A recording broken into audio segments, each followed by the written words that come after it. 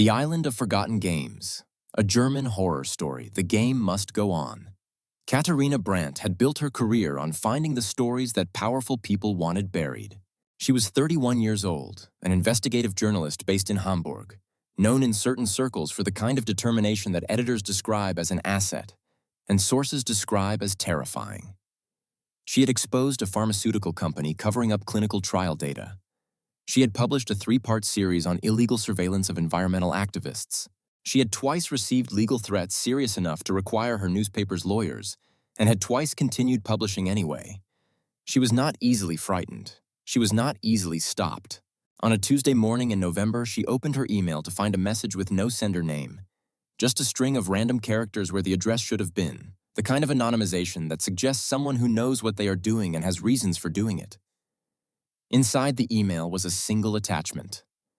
A scan of a newspaper clipping, German text, yellowed paper, the typeface of a regional publication from decades past. The date at the top read 14th March 1986. Katharina read it twice. Then she read it a third time.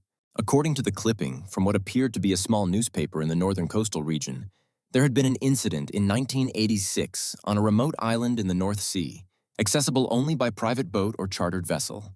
A facility had been discovered on the island, though the article used language so carefully vague that discovered seemed to mean something between accidentally encountered and officially acknowledged and then immediately silenced. The article described the facility as a research installation. It mentioned, in one sentence that appeared to have survived an editor's red pen by accident, that individuals had been brought to the installation against their will and subjected to what the article called organized physical and psychological trials. The article did not appear in any archive Katharina could find. There was no follow-up reporting, no official response, no record of any investigation. At the bottom of the email, below the scanned clipping, were GPS coordinates. Katharina spent 2 weeks trying to find the story through conventional means before deciding that conventional means were not going to work. She filed information requests. She searched digitized archive databases going back to 1980. She contacted 3 historians who specialized in Cold War-era German institutional history. She found fragments, a reference in an unrelated document to a restricted coastal facility in the approximate region of the coordinates, a single line in a 1989 parliamentary record about historical investigations into unauthorized detention that had been tabled without discussion. But nothing solid, nothing publishable, nothing that explained what the 1986 article had been describing or why it seemed to have been removed from the historical record so completely. She booked a boat. She told her editor she was following a lead in the coastal region and would be back within a week. She did not mention the island. She packed a waterproof case with flashlights, printed maps, a satellite phone as backup, recording equipment, and her camera. She was a thorough woman. She prepared for contingencies. She did not prepare for what was actually waiting on the island. The crossing took 4 hours in worsening weather. The island appeared through the November fog as a low, dark shape, forested, larger than she had expected from the coordinates, with no visible structure on the coastline. She anchored the rented motorboat in a shallow cove and waded ashore with her waterproof case. Her phone died the moment her feet touched the sand. Not battery failure. The screen simply went dark and stayed dark, despite showing full charge when she stepped off the boat. She put it away and took out the satellite phone. It showed signal but would not complete a call. She noted this in her physical notebook, phones non-functional, cause unknown, and followed the printed map into the trees. The forest was the particular kind of dense that exists only on islands where nothing has been managed for decades. The undergrowth was chest height in places. The canopy above blocked most of the gray November light. She moved by flashlight even though it was mid-afternoon. She had been walking for perhaps 20 minutes when the storm came. Not a gradual weather change, an immediate shift, as though someone had thrown a switch. The wind tore through the canopy, and the rain came horizontally, and Katharina had to press herself against a tree trunk just to keep her footing. She could see nothing beyond 2 meters in any direction. From somewhere in the forest ahead of her, through the roar of the wind and rain, she heard screaming. Not the sound of an animal. A human voice, or multiple human voices. The specific pitch and pattern of people in serious distress. She moved toward the sound immediately, bending against the wind, Following her flashlight beam through the whipping branches, the screaming stopped. She was standing in a small clearing. The storm continued above her, but inside the clearing the air was strangely still. The eye of something, or the effect of the tall trees surrounding it, she couldn't tell. Her flashlight swept the clearing. At the edge, half hidden by undergrowth, a figure. A young woman. Thin, in clothing that seemed wrong for the weather. A light jacket, no hat, as though she had not expected to be outside. Standing completely still, watching Katharina from the shadow of the trees. Katharina called out to her, asked if she was all right, asked if she needed help. The figure said nothing. She woke on a concrete floor in absolute darkness. She lay still for a moment, assessing. Her case was beside her. Whoever had brought her here had left her belongings with her, which told her something she filed away without analyzing. She found a flashlight. She stood up carefully. She was in a small room, bare concrete walls, a metal door that pushed open when she tried it. Beyond the door was a much larger space. The facility. Katharina had spent 2 weeks imagining what the 1986 installation might have looked like, and nothing she had imagined matched what she was looking at. The main hall was vast, perhaps 30 meters long, 15 wide, the ceiling high enough that her flashlight beam barely reached it. The floor was concrete.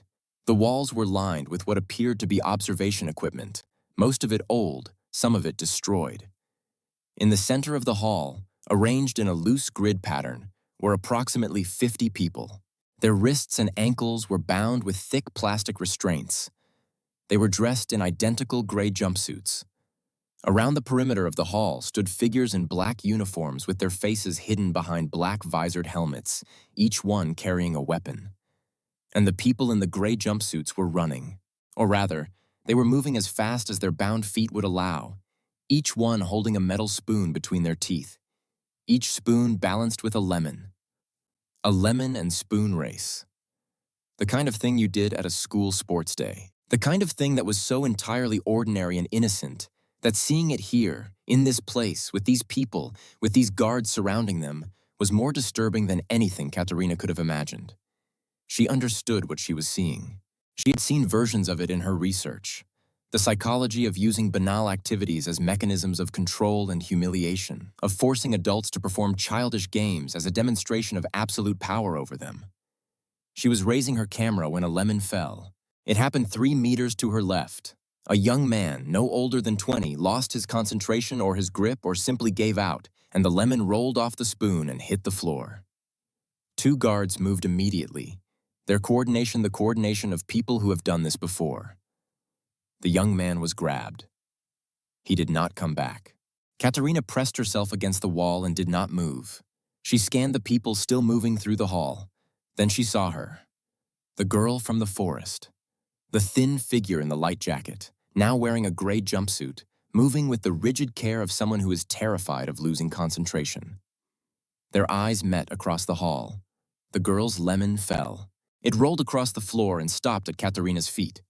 She bent down instinctively to pick it up, to give it back, to help, to do something. The guards reached the girl before Katharina could stand upright. The girl collapsed. She fell forward and her body landed heavily and her head turned toward Katharina and her eyes were open and they were looking directly at Katharina and they were full of the particular expression of someone who has been expecting this and has made their peace with it. Katharina's hands were shaking. She was not a person who shook. She pressed herself further into the shadows. Then she watched the girl's eyes change. Something moved through them. Not life returning exactly, but something else. Something that made the open eyes different from the eyes of the dead. The girl's face began to change in a way that Katharina could not explain in the language of physical causation. The skin darkened. The eyes lightened. From dark brown to white, the irises gone, the pupils gone, just white. Around the hall, the others who had fallen were rising. All of them. Every person who had been taken by the guards was standing up from where they had been dropped, their faces the same. Darkened skin, white eyes, the posture of something that is oriented toward a specific target and moving in that direction. They were all oriented toward Katharina. She ran. Back through the metal door, back into the small dark room, pulling the door shut behind her. She pressed her back against it and held it closed and listened to the sound of fists against the other side. Rhythmic, relentless, the sound of many hands. And then it stopped. Complete silence. She waited. She counted to 60. She opened the door. The hall was empty. Not the emptiness of people who have left.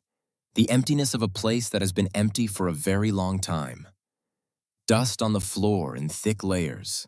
The observation equipment on the walls corroded. The overhead lighting fixtures hanging at angles from the ceiling. Old stains on the concrete. Dark, extensive. The record of things that had happened here over many years and had not been cleaned. No restraints, no guards, no gray jumpsuits, no lemons. Just the record of what this place had been. Katharina moved through the hall with her camera and documented everything. Every stain, every piece of broken equipment, every marking on the walls. And there were markings. She found them as she searched, scratched into the concrete at irregular heights, as though made by people sitting or lying against the walls. Names, dates, single words in various languages, messages addressed to no one or to anyone who might someday find them. She photographed everything. Then she found the exit, a heavy door at the far end of the hall, rusted but functional, and pushed through it into the forest and the night. She looked back at the building once. At the edge of the tree line, half in shadow, the thin girl was standing, looking at Katharina with white eyes. Then she stepped backward into the dark and was gone. Katharina spent 3 days writing the report. She had the photographs. She had her notes. She had the 1986 clipping and the GPS coordinates. She had documentation of a facility that clearly existed and clearly had been used for something that left extensive physical evidence without leaving any official record. But 3 things stayed with her. First, who had sent the email? The anonymized address had been completely untraceable. Her newspaper's IT department had spent 2 days on it and found nothing. Second, how had she gotten inside the facility? She had been standing in a clearing in a storm, and then she had been on the floor of a locked room with no memory of the interval. Someone or something had moved her. Third, the girl. Katharina had kept every reader letter she had ever received. She was meticulous about this, filed by date, stored in physical folders, cross-referenced in a digital index. She went through the letters from the past 2 years looking for anything connected to the coastal region, to the island, to any missing person case. She found it in a letter from 11 months ago. A young man, his name was Lucas Hartman, had written to ask for her help finding his girlfriend. Her name was Kim. They had traveled together to an island in the North Sea as part of a sailing holiday. He had left the boat to get supplies from a small shop on the mainland. When he returned, she was gone. The island had been searched by the Coast Guard. No trace had been found. The case was officially open and officially going nowhere. He had included a photograph. Katharina looked at the photograph for a long time. Then she put it down on her desk and sat in her chair and looked at the wall. The girl in the photograph was the girl from the forest. The girl in the gray jumpsuit. The girl whose lemon had rolled to Katharina's feet and who had then looked up at her from the floor with that expression of someone who has been expecting this.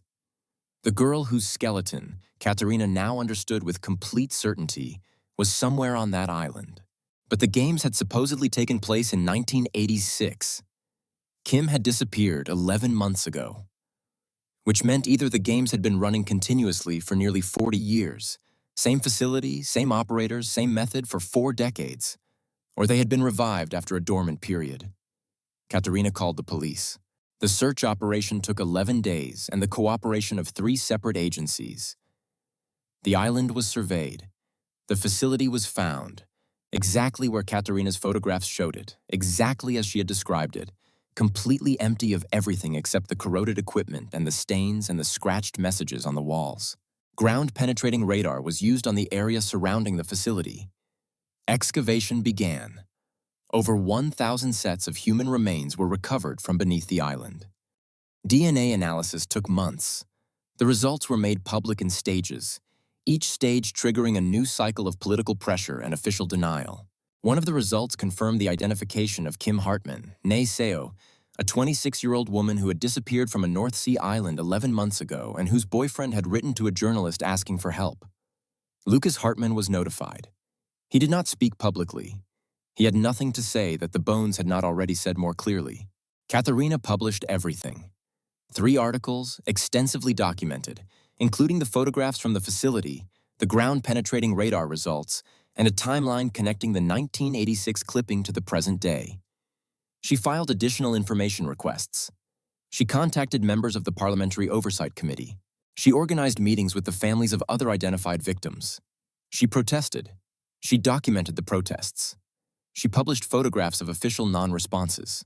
She made the case, as clearly and thoroughly as she knew how to make any case, that 1,000 people had been killed on a North Sea island over a period of nearly 40 years, that the games used to kill them had been documented in print in 1986 and then systematically removed from the record, and that the level of organization required to maintain that removal for 4 decades implied the involvement of people at significant levels of institutional authority.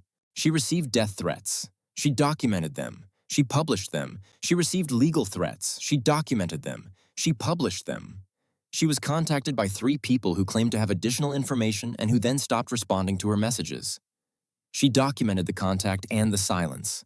She drove to Berlin for a meeting with a parliamentary investigator who had agreed to speak with her off the record. She never arrived. The accident was reported as a single-vehicle incident on the highway. A wet road, high speed, no other vehicles involved. The investigation found no mechanical fault with her car. The cause was listed as driver error. Her final article had been submitted to her editor the morning she died. Her editor published it. The parliamentary investigation was announced, opened, and quietly closed within 8 months. The facility on the island was demolished.